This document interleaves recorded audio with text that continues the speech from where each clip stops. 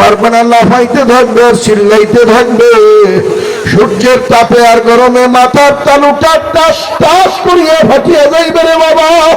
শরীরের চামড়া গুলো গলিয়ে গলিয়ে ঝুপ ঝুপ করিয়া পড়িয়া যাইবে। লা ইয়ামুতু ফিহা ওয়া লা ইয়াহইয়া। এই আযাব আর গজব হওয়ার পরে মানুষটা মরবে না, আবার বাঁচবে না। চামড়া গলিয়া পড়িয়া যাইবে, আবার নতুন চামড়া গজাবে।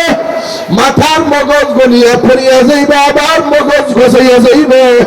কষ্ট আর কষ্ট, কষ্ট আর কষ্ট। যুবকের দলেরা, এই আযাব কি সহ্য করতে পারবি? যদি সহ্য করতে পারো, কোনো ওয়াজ লাগবে না, নসিহত লাগবে না। আর যদি বলে হুজুর না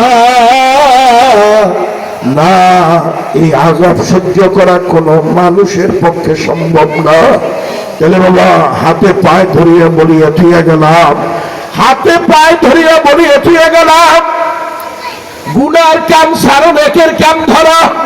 কারণ গুনাহ মানুষকে জাহান্নামের আসামি বানাইয়া দেয়, আর নেকি মানুষকে জান্নাতের মেহমান বানাইয়া দেয়। বলবা যে হুজুর গুনাহ করবো আমরা, আপনার হাতে পায়ে ধরার জন্য তো ঠেকছে খেয়ে। আল্লাহর বন্দরা, আমার শাইখ মুর্শিদ রহমাতুল্লাহ আলাইহি চরমুনায় আল্লাহর কুতুব আজকে চরমুনার জমিনে ঘুমায়।